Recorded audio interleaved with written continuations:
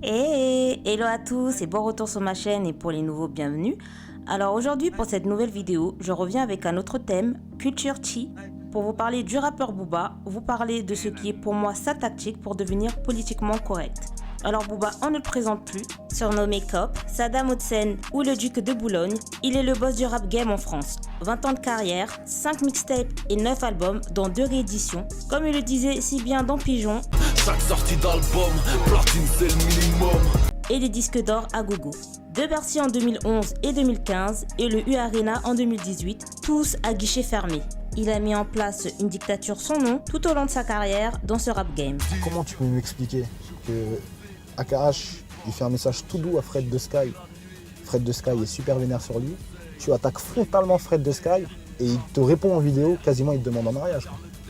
Non, parce que s'il parle mal, il va lui arriver des bricoles. Et il le sait. Tu le sais. Quel genre de bricole il faut y arriver? Bricole, genre bricorama, des Brico-dépôt, tout ça? boulons, des clés à molette, Des de tournevis. l'acier, des tournevis, des perceuses Bosch. Lui et Laurent Bounot sont des imposteurs. C'est le poison du rap français. Et je suis la reine des putes si je remets les pieds à Skyrock tant qu'ils y travaillent. Voilà, c'est dit, c'est une promesse. C'est chaud. B2O a une parole. Donc moi il me fait rigoler, mais bon, un affrontement physique, il peut, déjà physiquement il peut rien faire contre moi, lui, c'est sûr. L'autre à la rigueur il peut essayer, mais faut pas croire que cette histoire de clash c'est du pipeau et que c'est de la rigolade et qu'on s'aime bien et que c'est juste des pics. On s'aime pas, et si on se rend compte, il y a de fortes chances que ça revienne à moi, tout simplement. C'est comme s'il surfait sur le buzz, donc il l'aurait fait pour moi, ce serait pareil. Donc porte tes couilles, et en plus si tu joues tu fais ça dans un morceau Panam Boss, t'es boss de rien du tout.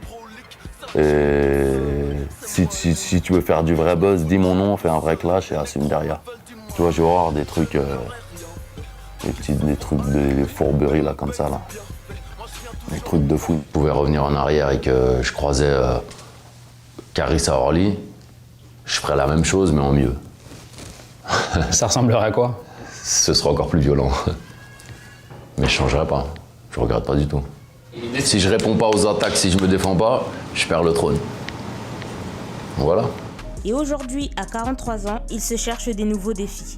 Alors depuis quelques temps, nous l'avons vu publier des posts sur le coronavirus, prendre position sur le Kabassem, chose qu'il n'avait pas fait quand celui-ci avait fait annuler son showcase en 2016, et mettre une vidéo de l'application AppL suite à l'affaire VG Dream. Une application mobile destinée aux filles et aux femmes victimes de tout type de violence. Booba est à un autre niveau, tellement qu'il s'en fiche désormais du top album. Il ne fait plus rien avec.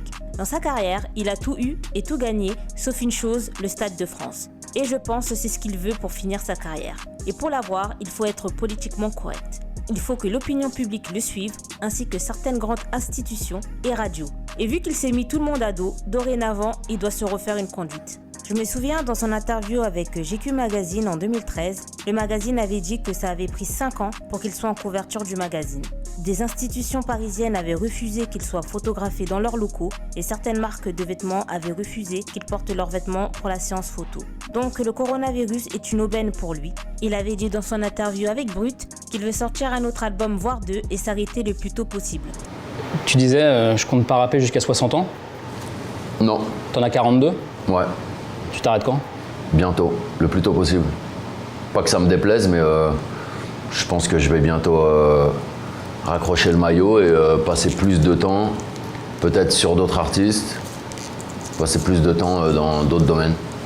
Il y a des gens qui vont mourir là, hein, quand ils vont entendre ça, non?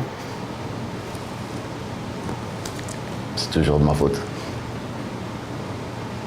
Mais bientôt, c'est vraiment, ça peut être quoi? Après cet album? Ça peut être dans... Ça peut être après cet album ou le prochain, je pense. Je pense pas en faire 3, par exemple. Pour donner un petit... Je pense pas en faire encore 3. Donc je pense vraiment que son objectif est de sortir ses albums, faire son Stade de France et se barrer. Il a tout pour lui, l'argent n'est plus un problème, les voitures, les femmes. Il a une marque de vêtements, une chaîne radio, a créé de toutes pièces des rappeurs et a produit d'autres artistes. Mais qu'est-ce qui manque à un homme? Le pouvoir, la gloire et les honneurs. Comme un bon chef d'État africain en fait. Il veut sortir par la grande porte. Et depuis que Maître Gims a rempli le Stade de France l'année dernière, on connaît assez le Duc pour savoir que ça a sûrement dû le rendre ouf. Donc il change de sa communication qu'on a dû sûrement lui conseiller de faire car c'était le bon moment. Surtout depuis qu'il s'était fait supprimer sa page Instagram fin janvier. Par conséquent, il se sert de cette pandémie pour se racheter une conduite. Ça marche puisqu'il a été invité sur la chaîne parlementaire. Dernièrement, il était en live de 45 minutes avec Bernard Squarzini, ancien directeur central du renseignement intérieur, et pendant le live, on voyait qu'ils étaient plus ou moins familiers. Il avait posté la veille, demain 18h inédit, ses fans et les pseudo-média rap pensaient qu'il allait sortir un nouveau son. Il est à un niveau où il a des contacts avec Bolloré.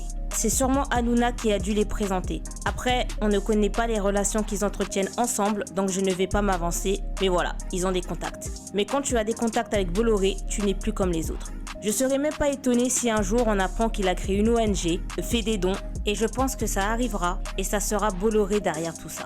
En traînant avec Bolloré ou d'autres milliardaires, il va plus s'enrichir. Faudra pas s'étonner si dans quelques années, il arrive dans le classement Forbes et qu'il triple sa fortune, en étant pourquoi pas la 350e fortune de France par exemple. Et pour manger à la table des puissants, il y a des sacrifices à faire. Et c'est de soigner son image et de rentrer dans une espèce de propagande. Il n'a pas le choix. Déjà qu'il est intouchable dans le rap français, il le sera encore plus. Quand tu arrives à un niveau aussi haut que le sien, t'es obligé d'évoluer. Et l'être humain est un éternel insatisfait. Ce n'est plus l'argent qu'il veut, mais le pouvoir et la puissance. Regardez Kanye West ou Jay-Z par exemple. Kanye West remplit des lieux pour ses Sunday Services. Jay-Z est maintenant copropriétaire de la NFL et traîne avec des Warren Buffett. Et s'il veut leur niveau, il sait qu'il ne peut plus lutter avec ces types pour un top iTunes. Et quitte à se mettre à dos certains de ces gars de la street, il devra changer ses fréquentations et ça arrivera petit à petit. Il prépare sa retraite au calme. Et que ça se voit ou non, Booba a aujourd'hui 43 ans, le temps de ses 30 ans est bien révolu. Et qu'on le veuille ou non, Booba est un leader d'opinion, les jeunes s'identifient facilement à lui. Donc faire une propagande sur le corona, toujours rappeler son appartenance au Renoir, les personnalités like, et voilà, le Duc reste le Duc. Il doit garder une emprise sur le terre-terre. Et à la fin de toute cette histoire, il sortira un album ou deux, et il bookera sa date pour le Stade de France. Tu vois les scientifiques que les gouvernements nous cachent et qui te disent que voilà, en 5 ans, la glace ou la montée des eaux, qui nous parlent chiffres, réalité et qu'on cache. Parce qu'ici à Miami, on est concerné par la montée des eaux. Ah bien sûr. Ah bah ils ont déjà élevé les routes il y a 2 ans sur South Beach. Ah, ça veut dire que l'environnement, c'est un sujet qui te préoccupe. L'avenir de la planète, le climat. De plus en plus. C'est peut-être à cause de mes enfants. Non mais de plus en plus, je pense que ça va pas tarder à partir en couille sérieusement. Je veux pas faire flipper la planète, mais je pense que je sais pas, j'ai un petit pressentiment. Je pense qu'on nous cache beaucoup de choses. Même la conquête spatiale, ils sont à fond dedans, plus qu'à un moment on n'en parlait même plus.